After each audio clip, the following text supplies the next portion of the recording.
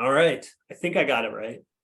I'm no Zoom expert, but it looks okay. And the computer voice said the recording's in progress. So I think we're golden.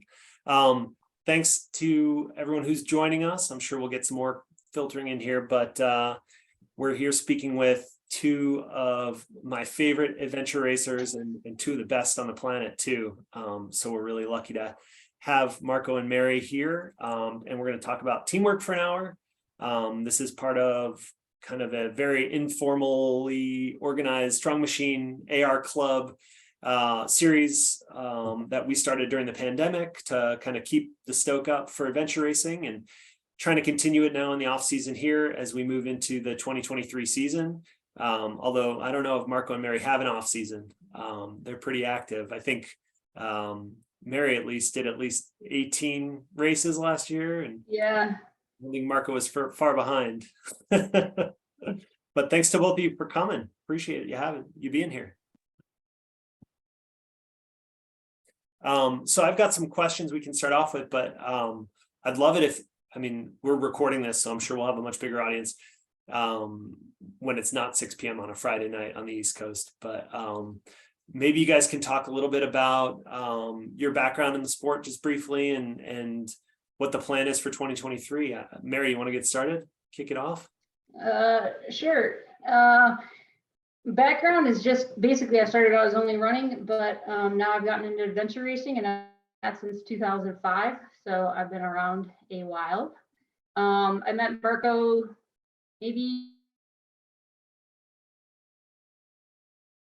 I've actually known Marco for quite a while and raced once a few years ago and had a blast. And then 2 years ago at Expedition Oregon, he asked me to come on, and so I did that race actually 2 years in a row. We raced together last year as well. And now we have a few on the schedule to meet or to be on a team together this year, which is pretty exciting. And I think we'll have a good year and hopefully do well at the World Champs. Yeah. So I've been racing adventure racing since 2007. But it was only when I moved to US that I really start putting a lot of my time into the sport. Since then I've done several adventure racing World Series, pretty much all the world champs since 2011, and that's it. That's my background on adventure racing. Yeah, that's it. Cool. So I think that's a pretty good segue into just maybe you can talk about the team that you're both on right now and the history of how it got started, and how do you form a team that seeks to compete at the top level of the sport? Like, how does a team come together that has that shared goal, and how do you go about achieving that goal? Ooh, want me to take that, Marco? Sure, you can start. I missed the first part of that. I think my internet timed out, but basically you're asking how we form a team, I believe is what you were asking. Yeah. Yeah, that's an interesting question. For me, I've been very fortunate that I've been invited to race on many different teams. I've actually had, I just checked before I got on this, I've had 82 different teammates. So I don't know how many teams that is. I've consistently raced on the same maybe 5 or 6, but there's always a revolving door of teammates and for us, in whatever team I'm on, it seems to be we're always struggling to find that fourth teammate. Obviously you need a navigator. A lot of times you need a woman on the team if you're going to be in the premier category, but it doesn't necessarily, it doesn't mean you have to have a female on your team. You can have all guys. It doesn't matter. What it comes down to is that you pick your teammates based on basically what goal do you have. Are you choosing to race at this race for the same reason? Is it to win? Is it to just go to some amazing place? And as long as everyone is on board with the same goal and the same plan, I think the team will be, great. Obviously, you need a navigator no matter what. The rest of the team composition doesn't really matter, other than having 3 people with common interest. Common interest, and that all get along and know each other very well. I will say I've raced on many teams where I've met the person as I was racing, and after a few days of racing, you know them better than some of your closest friends for sure. But it all comes down to that you're racing for the same purpose and just having a good time out there. So in terms of forming the team, Marco, like, what are you looking for out of your teammates? Do you have like a checklist? Is it like, are there any non-negotiables? Like what is it that really are the key factors for you in forming a team? Yeah, just going back to what Mary said about the goal. I think for a lot of people that are like just building a team from scratch or like beginning to the sport, I think a lot of times it's just a matter of opportunity, being invited to race for the first time and do like one race. But I think when you start racing more often and you start to having more like ambitious goal, you got to race with like, if you already have a team like I'm on a team that I've been racing since 2013 and we've never changed. The only reason we changed is because we lost someone because of like she decided to stop. So I think the more you race with someone, the more you race with a teammate, the more you race better. You become better as a team, right? And for us, when we reached Mary to join the team was based on her experience above everything else. Like we want someone that could bring to the team a lot of experience that we would not have to like go through the entire process that we already went with either someone with less experience or even ourselves learning to get to that point. But I think besides experience, for someone that it's like building a beginner team or starting like a team that it's not very experienced, I think teamwork, the main topic of today, it's what really impacts a team, because it doesn't matter if you're fit, and if you don't know how to operate as a team, you won't succeed in adventure racing. And of course, I think the main skill for this sport, it's navigation. So if you are building a team and you still don't have a navigator, that's the most important thing that you need to look on to for a teammate. Find someone that can navigate, that can finish a race with within the time the time limit. Yeah, I think in my early days of adventure racing, my wife Kate, who I raced with, started looking for other navigators. I think we were not hitting the time limit, as you say. Yeah, I would say, Strong Machine AR Club is a great place to try and meet new teammates. I know USRA is trying to build out some tools to help people find teammates. I think that can be the hardest barrier to getting into adventure racing, but I would urge everyone listening on this call or this webinar to just try and get out there. Even if if you can find teammates to race with them. I mean, Mary's said she's raced with over 80 teammates. I'm getting up there as well, in terms of number of people I've raced with, and you learn from every experience, and you eventually learn what you're looking for and need to complement yourself, and you learn how you can complement others through that experience. So, I don't think you should hesitate in jumping into an adventure race, especially at the level of like a 8-hour or a 12-hour race, to build up that experience and just get out there. I guess in summary, I would say go for it. Right, and if you're starting a team, ideally you want at least one person that has some general happening. Maybe it kind of makes for maybe a little bit easier getting your feet wet, right? Like you have a better idea. Like all the 1,000 questions that most people have can be answered if they have one person who's done a race before. I'm not saying you can't do that. I've seen lots of new racers and they're successful. I personally, I'm blown away that they can do that, because like I said, my first race from the get-go, I was with experienced people. But basically, anybody who's done at least one race before knows exactly what they're getting into, and they're already going to come into it with the right attitude, that there might be some suffering, there might be, you're going to have fun, but at least you know what's ahead of you. And I think that's also very important when you step on a brand new team. If you guys don't know what's ahead of you, things could fall apart very quickly. But if you go into it with the general idea of, things could be hard, you could get lost, you're going to have wet feet, it might be cold. Those are all, again, it goes back to your expectations and your goals, and make sure everyone's on the same page of what you're about to go through, because it's going to be amazing, but you all need to do it together. Totally. Having now gotten to a point in the sport where you race at a very high level, what would you say are the keys to achieving that next step? Like not just finishing under the time limit, which is what, my goal is a lot of the times, but like really pushing things hard. Like what are the keys to unlocking that next level of competitive capability? Well, I think there's a lot of things. Sorry, my internet. I'm sorry. Marco, you talk. I'm going to relocate myself. Okay. I think there is a lot of aspects that needs to be that are important for a team to race at a top level.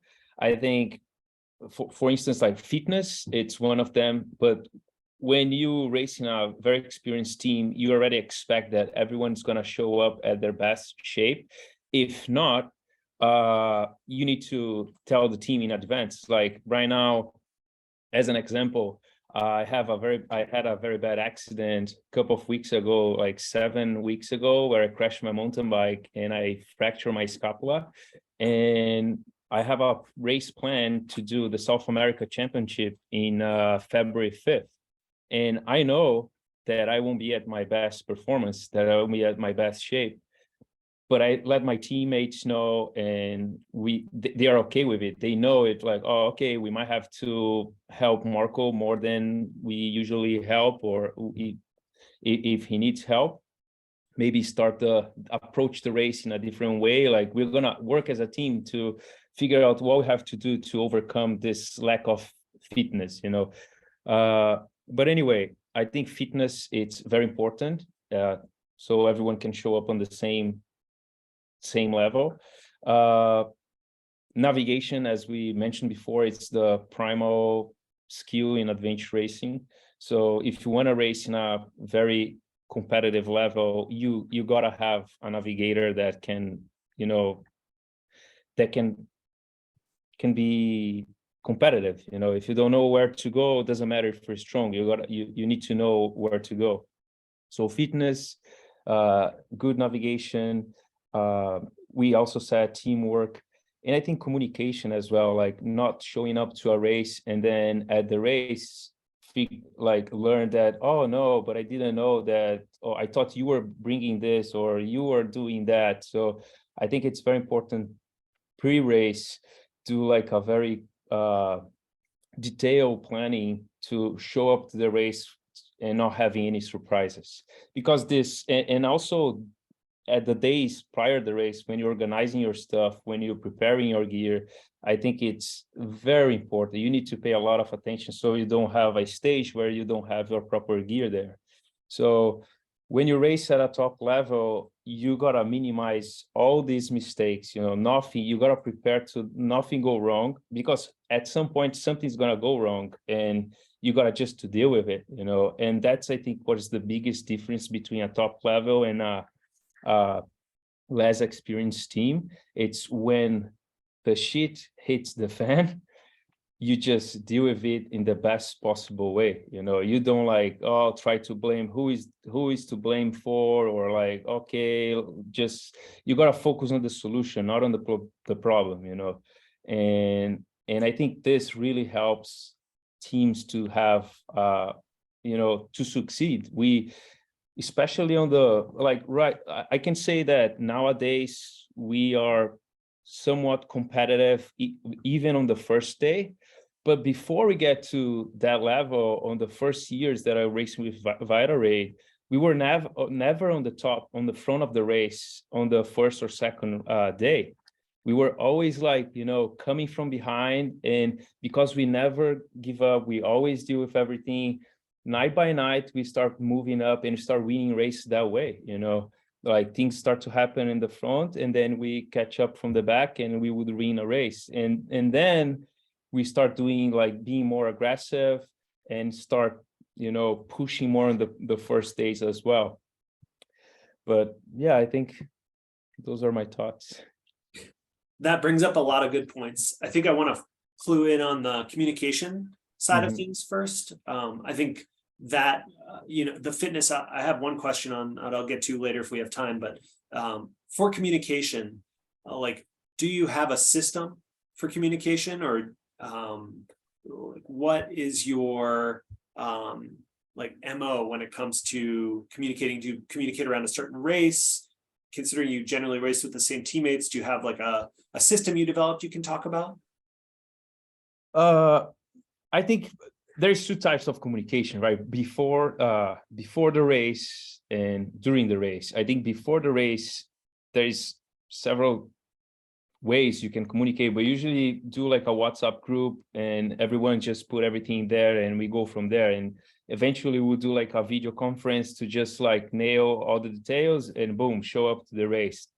But I think a big part of like racing well as well is during the race, like I think a big difference from a top team and a middle pack team and a back team is how fast the team do a TA. And doing a transition, a lot of times you need to communicate beforehand, before you get to the TA. So before you get to the TA, we communicate with everyone. So when we get to the TA, we know exactly what to do, and we're not getting to the TA and then like, oh, okay, what do you guys think? What is the plan? By the time we get to the TA, we know exactly what to do, and we hit it as a race as well. It's not like a rest aid, So we show up, we do whatever we need to do, and we leave. And I think if we don't communicate before, it's impossible to do a very effective, very efficient transition, Mary, do you have like a game plan when it comes to communication pre-race? It depends who I'm racing with. If I'm racing with some newer people or somebody I've never raced with, then yeah, it's kind of like you go through the gear list, you go through, just every little thing, like what's the weather going to be like, where we're going to be at, all those little details that maybe it's been beautiful there, but there's rain in the forecast. So maybe don't bring your uber lightweight rain jacket. And then when, it's those little things that you want to be prepared coming into it. Should we bring 3 pairs of shoes or 2? Like if everyone's on the same page pre-race, then when you have those opportunities to make a decision about gear, if you get more information at the race or even at the race start, hey, I have an extra pair of shoes, so I can put dry shoes on at this point. And then someone's like, hey, I didn't know about that. It's those little things that if you can keep everyone on the same page and make sure everyone knows exactly what they're bringing, then yeah, like Marco said, you don't want to show up and, hey, I told you to bring that, or why didn't you bring that kind of a situation. But again, it comes back to being prepared, knowing what is you're going to take on in front of you, and maybe I need something extra that somebody doesn't need, and that's fine. It's just those little things. But as long as everyone's aware, same thing with coming into a TA. Marco's absolutely right. It's not talk some of the time. It's every time you come into a TA, you already should have a plan of what you're going to do, right? And maybe as you're coming into that, be like, hey guys, I'm having some foot problems. So sorry, I'm going to need 5 extra minutes, or someone has to use the bathroom. It's all those little things that you don't want to surprise when you get there. And you don't want to feel the pressure to skip maybe taking care of yourself because everyone's ready to go, right? But if you kind of already had that in their mindset, like, hey, I got to tape my feet, then someone else is like, oh, well, then maybe I'll go take care of this, or I'll do something else. Or hey, I'll fill your water bottles while you take care of your feet. It's all those little things that coming in, so that there's no surprises and no wasted time. And then no one leaves the TA not, forgetting something or not realizing, oh, I didn't know we were going to be out for 12 hours and you guys have 12 hours of food and I have 2. So it's those little things that just being prepared overall will make such a world of difference in your experience and your success in a race. Do either of you make a game plan, or does your team make a game plan based on the schematic that you get before race, or any kind of information you get specifically from the race director about what the race will look like? And how does that conversation go? So A lot of that comes down to, actually, back to my shoe discussion, is, how many transitions are we going to have, and where does it make sense to change clothes or not change clothes and change shoes and socks.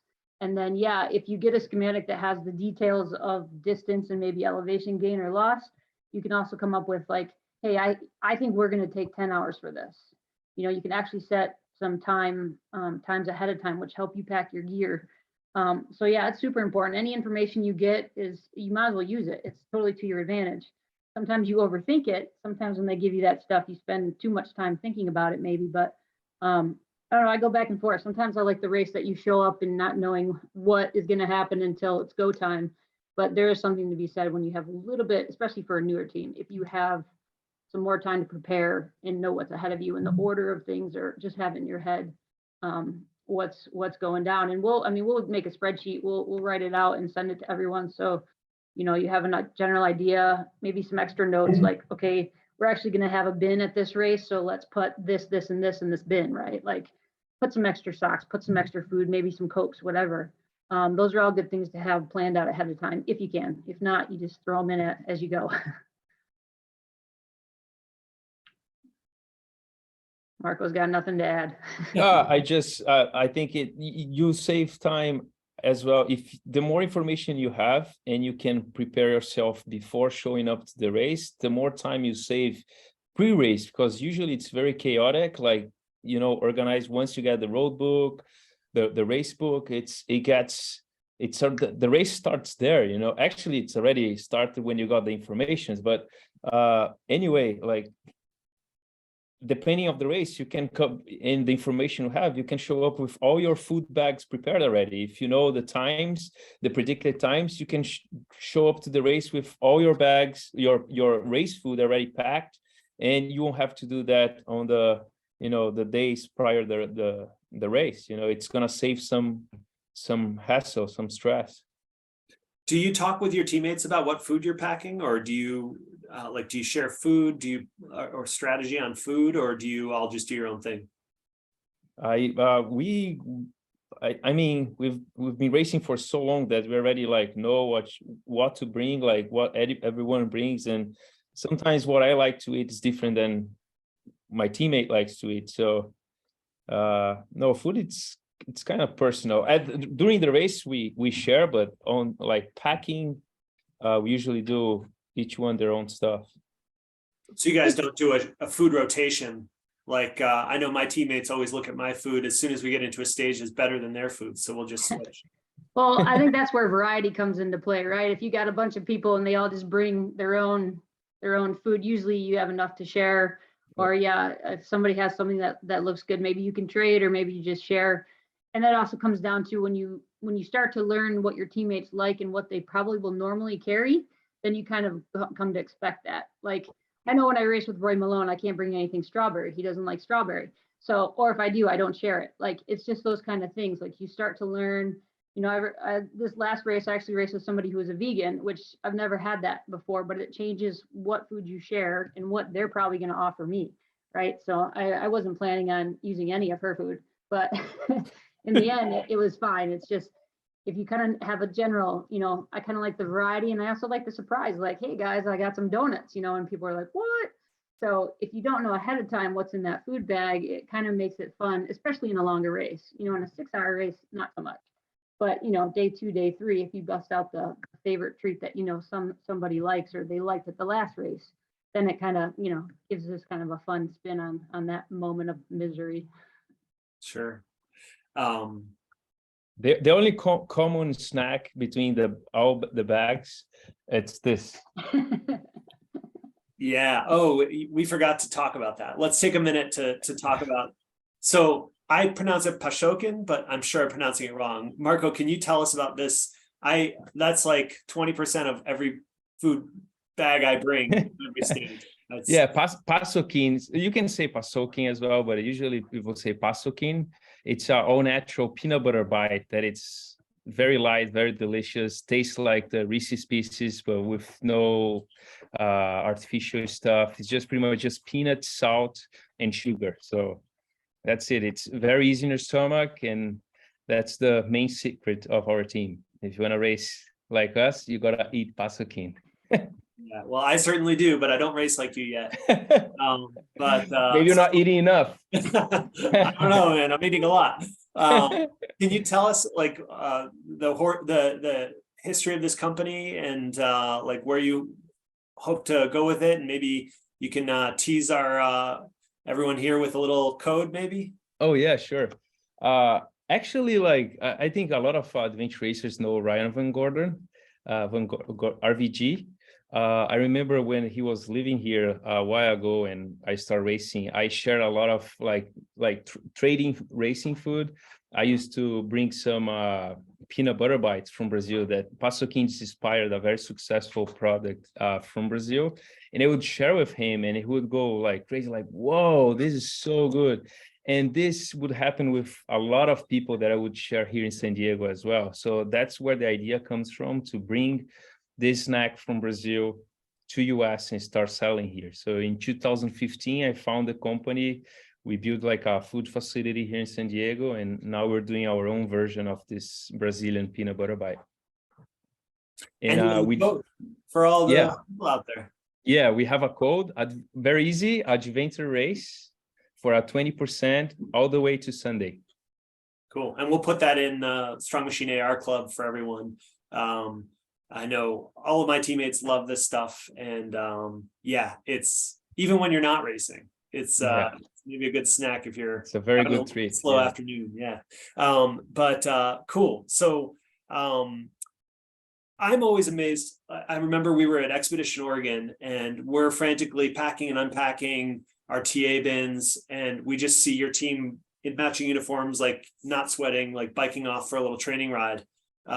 How do you manage to be so efficient as a team in the prep? Like how it blew my mind. It always blows my mind how those top teams just manage to like get their business done and get on with like the next thing. How do you do that? I mean, experience obviously helps immensely, but at a race, when they actually give you like the information beforehand, like what Marco said, if you can come into the race already like basically have it in your mind what you're going to pack. Sometimes it's hard if you're flying. I pack my food to fly if I bring it, or sometimes when you get there you have to shop, right? It kind of depends on where you're at coming into a race. But for us, especially for, I don't know if you're referring to this year at Oregon or the year before, but basically we came in and we all, we had the basic race plan. And so we just kind of focused on what we needed to get done, and everyone was on the same page for how many hours of food, and you just focus and you go leg by leg and talk about, okay, what else goes in this bag? Do we need socks? Do we need a change of clothes? Are we coming off of the water? What are we doing? Is it going to be night? Should we have lights? So if you can just kind of have that all, even like I said, like on a spreadsheet written down, everyone has the same cheat sheet. So then you just all individually pack your stuff, and then before you put it in your bin, go through it together one more time to make sure someone didn't misread something or someone noticed something you didn't notice. It's just so important to go over that stuff together, because once that race starts, there's nothing you can do about it. You just got to roll with what you come into the TA and what's there. If you forgot your bike shorts and you gotta run in your running tights, then that's just what's going to happen. But if you can avoid those sort of easy mistakes to make, especially when you're coherent, you've had sleep, you have time to think about it, that's when it's important to try and have yourself dialed before the race actually starts. Okay, so sorry, you were going to say, Marco? Nope. Oh, you're muted, I think. One thing that helps a lot, especially during the race, it's when you pack something, of course, this is personal. That's how my team does that. And I think Mary does that as well. It's like when you plan a stage, you don't leave like, oh, okay, I'm going to leave my batteries here. I'm going to leave my food here. I'm going to leave my clothing here. We have everything already together, like I know that like if that stage I need new headlamps, I need food, I need gear, everything goes on the same bag, you know, like there's no chance you're gonna get your food and not changing clothes, or get your clothes and not getting your food, or forgetting a light like a headlamp. Because especially in the middle of the race, you don't have, your mind, it's far away from being super sharp. So the less you need to think, the more you leave all the things together in a ready plan before, the less you need to think during the race, during the TA, you know. And you can only do that prior to the race, right? And the more you do even before you show up to the race, the better. So like my lights, the batteries, I do that like everything before I leave my house, you know. So when I show up to the race, it's already like, oh, okay, we're gonna need a headlamp here, so we put everything in this bag, and nothing stay like separate, you know. All right, so the race has started, and we'll use a Marco term, the shit hits the fan at some point. Like, how do you avoid conflict? Or how do you handle conflict? Like, is conflict something you should always avoid? Like, do you guys have a game plan for dealing with conflict? Like, what happens when things go south? I mean, yeah, go ahead, Marco. no, I think there is no point of like really, I think conflict doesn't add anything to the problem, you know. I think if anything, it worsens the problem. So I think the more you stay calm and try to solve the problem, it's all to like, okay, what are we going to do? Discuss with your teammate, you know. I think the better solution you're going to find out. If everyone is freaking out and trying to blame someone and conflict and taking personal, like, oh, why did you do that? What, like, everyone gotta remember that you're like exhausted, you're sleepy, you're hungry, you know. So it's like, it's also important to not take anything personal, like, oh, he's not doing because he doesn't like me. It's, you know, it's like, it's because we are not in our normal state. So let's chill out and let's try to deal with this the best way possible, you know. Yeah, and sometimes that kind of comes down to how you chose your teammates. If you're choosing people who you know are going to be level-headed, that if stuff does go wrong, that you know no one's going to lose their mind out there, and we can work this out, right? But it's also very important that maybe you have one person who's just can kind of, hey guys, calm down, let's take a breath, let's sort this out. Before that conflict, it should never hit a point of conflict, right?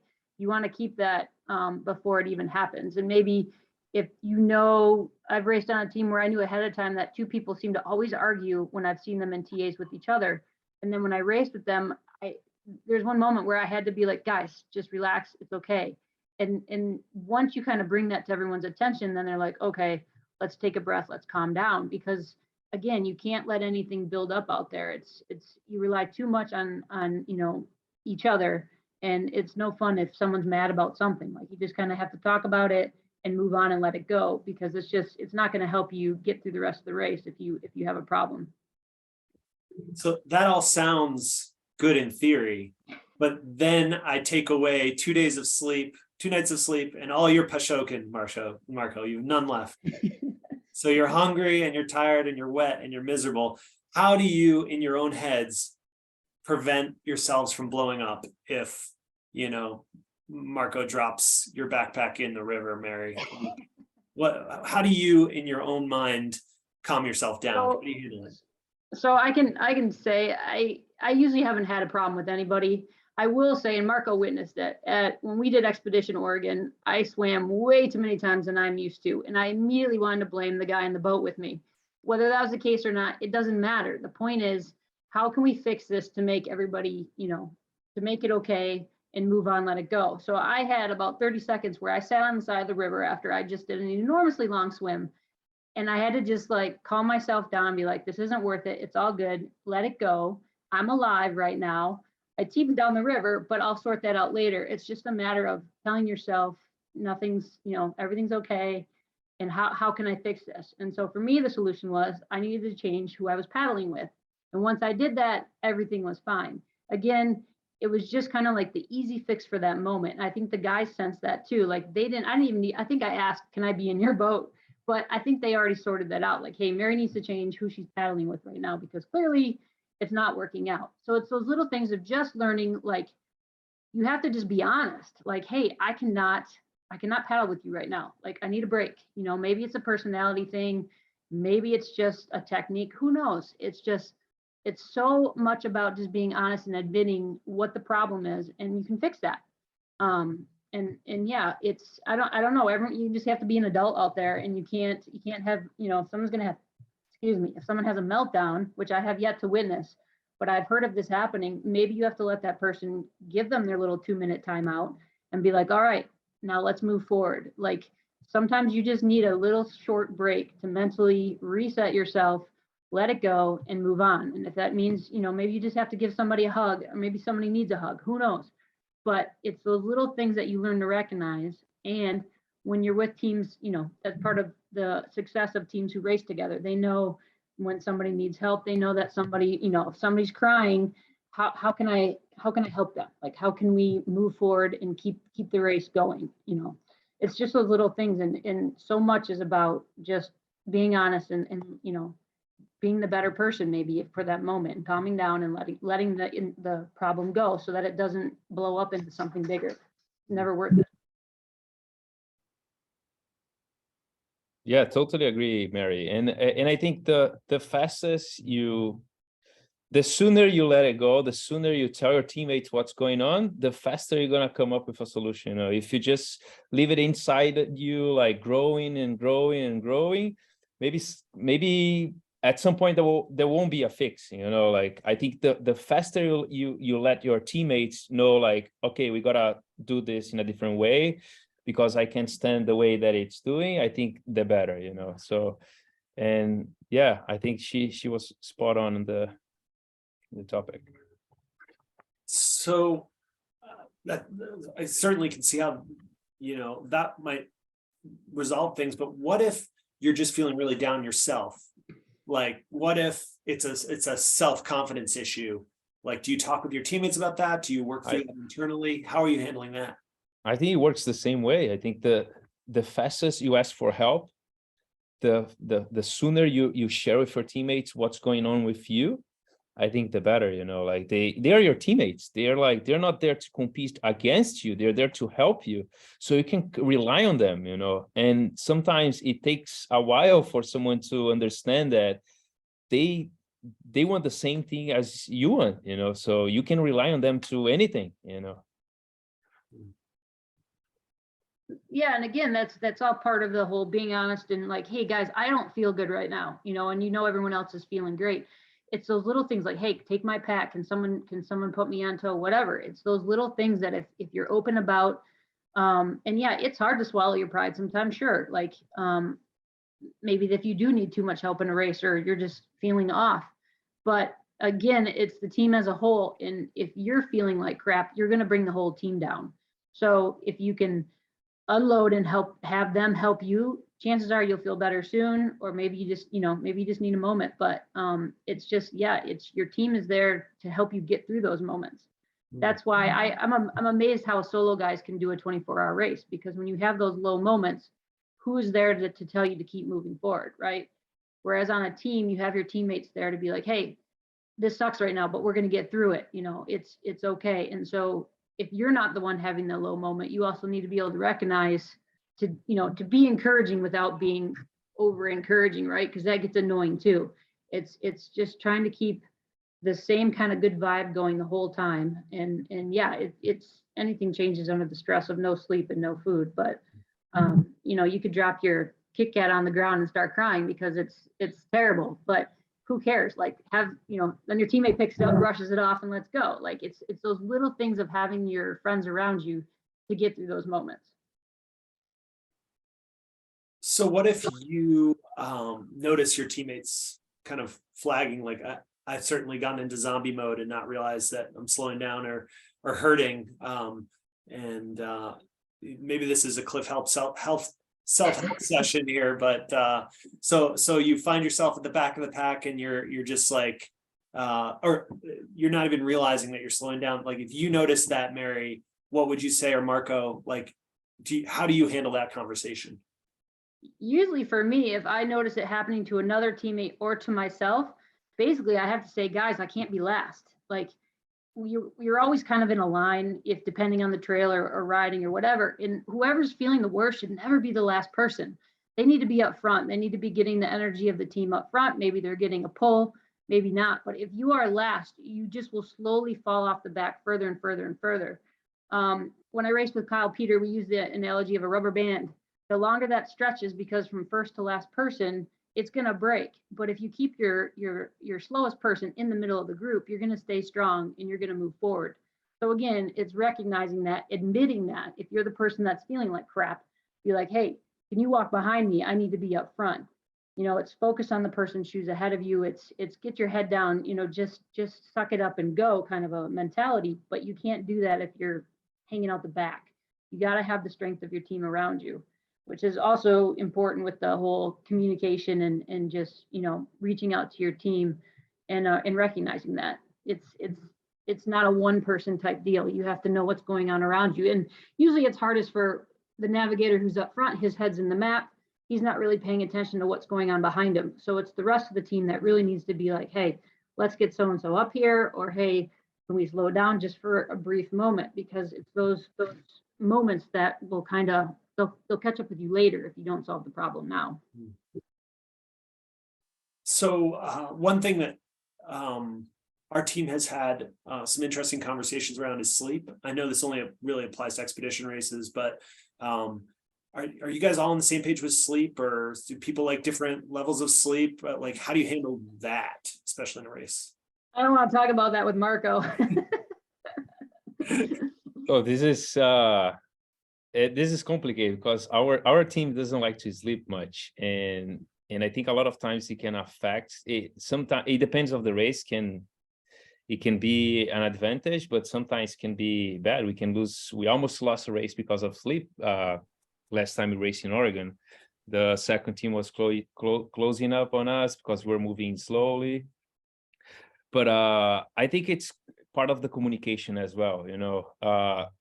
As an example, in Oregon, like Mary told us, like she was honest with us, like, guys, I gotta sleep. I gotta stop. It can be like 5 minutes, but I gotta stop and close my eyes.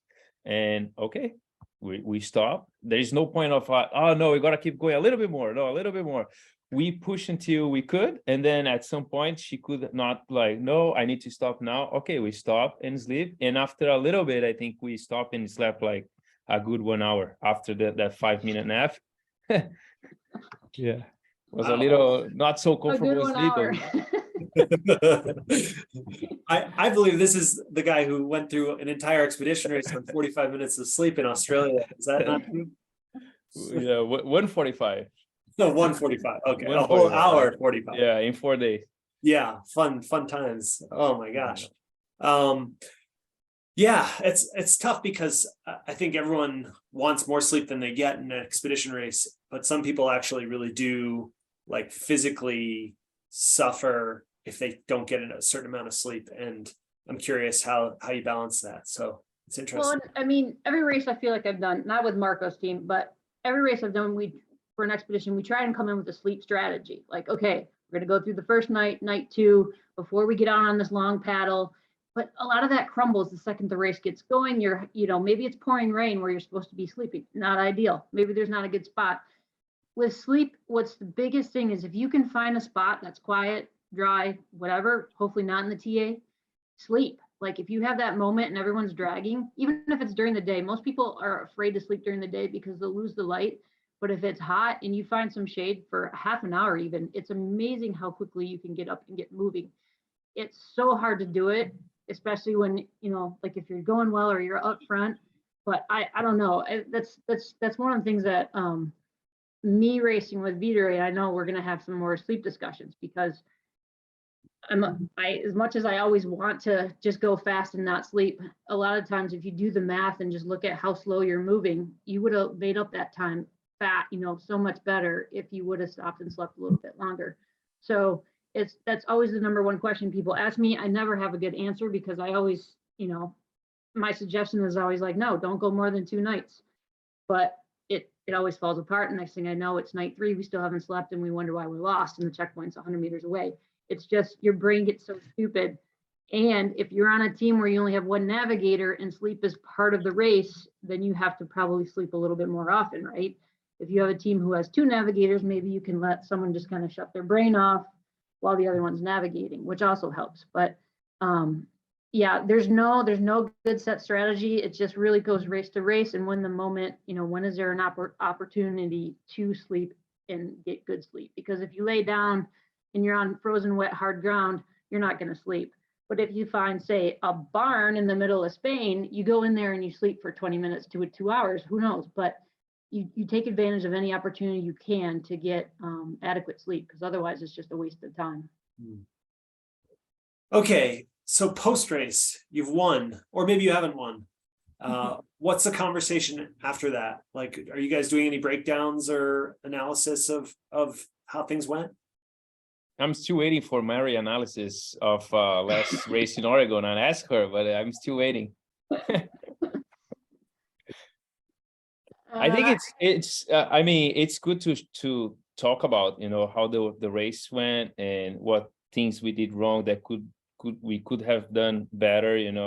I think it's very important to see what was the mistakes of the race and how we can fix that for the next time. I think it's very important. And also, like, look at your own abilities, like look at your own performance, like, oh, how do you feel about your own performance? I was like, my tracking was good, but my bike was a little off, so I got to train a little bit more my bike, or my technique on the running was not as good as my teammates, so I got to focus more on this. I think it's important, to look to the race as a team, what the team could have done better, and also as an individual, like what I could have done better. What do I need to work to show up better in the next time? And same thing, exactly what Marco said, but talking about it with each other is definitely good, especially if any conflicts did arise. Maybe you got to make sure, hey, you really kind of, like, as a navigator, maybe you were really bothering me that you kept asking me, is this the right way? Is this the right way? Maybe those are discussions that need to be brought up later before you race again. Like, hey, you got to have some faith in me. Let me, I have the map in my hand. Like, it doesn't help me if you question me all the time. It's those little things that if something was irritating you and you're going to race together again, maybe it's a good time to sort that out. Also, if you can talk to other teams, maybe post-race at the awards, whatever, sitting around having a beer, don't be afraid to ask other teams, like, hey, how'd you get through that section? Because you can also learn a lot just from maybe a different team's experience, maybe how they handled, a route or whatever. So yeah, anytime you can talk post-race about what went on, you're always going to learn from it. And it's always a good idea. That brings up, I was going to go on to training, but the navigation side of things is always tricky in event racing too. Like, how do you handle conversations around your navigator and his or her decisions? Like, if you're feeling like you're going the wrong way or something's off, like, how do you handle that? So Marco doesn't ever have to worry about that because he races with Urtzi, and that guy, he is the only one with the map. He's the only one that touches the map. He is right. So you don't question him. And that's just how it is to race with him. I've raced on another team like Bones. We're a little more diplomatic. It's a group decision, which sometimes that's good, sometimes that's bad. It also slows things down, but sometimes you catch mistakes. Sometimes somebody saw something, it's just different. Every navigator is different. I've had some that want to navigate from the back. They're like, no, I'm going to drive from the back. I'm like, what are you talking about? I'm used to having a navigator in front, but that's how he works. So every navigator has their own kind of little quirkiness or what works for them. Some can talk, be cracking a joke, be mapping, and then look over and be like, yeah, the checkpoint's right there. And other ones, the second you ask them, like, hey, how is how's work going? Boom, you're lost. So those are the things that you kind of have to learn as you're going too. I mean, I navigated my first race this fall, and I was with an old friend who just kept asking me questions about life. And next thing I know, I lost my place on the map. As much as I wanted to talk to them, I couldn't. I had to, that's me. I'm a crappy navigator. So it's so dependent on your navigator and what they need and what works for them. And I think as you race with the same person, or maybe you ask them, hey, what do you want me to do? Should I be calling out every trail I see? Communication is also big. Like when I race with Urtzi, he's just like, You just trust you're going the right way. I've had other navigators that are like, okay, I need 500 meters and we're looking for this trail. I need this and that. And it's just, everyone has a different technique, whether it's good or bad. It doesn't matter. It's just for that team, what does your navigator need? How can you help them? Is it by not asking questions, or is it by, pointing everything out? Is it, and also, what I've also noticed with navigators is they're too busy naviging that they're not eating or drinking. So that's your place as a teammate, right? Like, hey, I got some food handy. Eat this while we're looking at the map, or drink, it's those little reminders, because they usually don't take care of themselves. This is probably the number one thing I see on most navigators I work with. And I get it. It's hard to do everything, and your hands are full of, your map, your compass, everything. You can't hold on to trekking poles. You can't be eating water bottles, whatever. So it's just so much about, being the helpful person that the navigator needs, and doing it in a way that's actually helping them and not annoying them. Yeah, I think it's easy to overlook the importance of, like what you're saying, that a lot of decisions come from the navigator style and how you operate as a team. That's a good point to remember. Okay, one quick question about training, and then we'll try and get to any audience questions if anyone has a question for these two pros.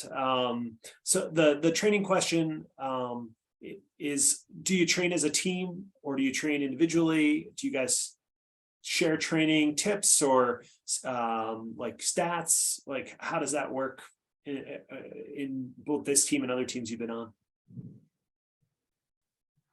I think especially with our team that we don't live in the same place, we all like spread out around.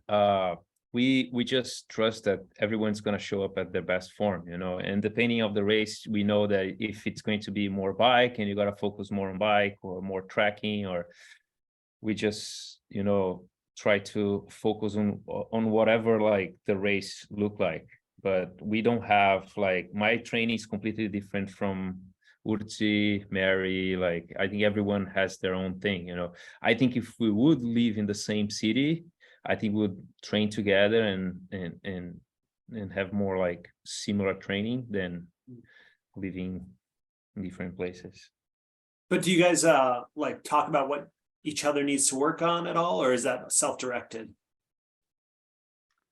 I think for the most part, it's probably self-directed, unless like, hey, last time we raced together, you really need some help on the single track. Like you should need to focus on that right now. It's those little things, or hey, your paddling sucks. Like, what do I need to do? And it's, obviously doing it in a nicer, diplomatic way. But yes, most of the time for us, it's you decide on your own what works for you, and maybe how I train doesn't work for how Marco trains. And I mean, I'm jealous of teams that can train together. I think that's fantastic. If you can get a training weekend, even once a month before you go do something, I think that's fantastic. It's a great idea.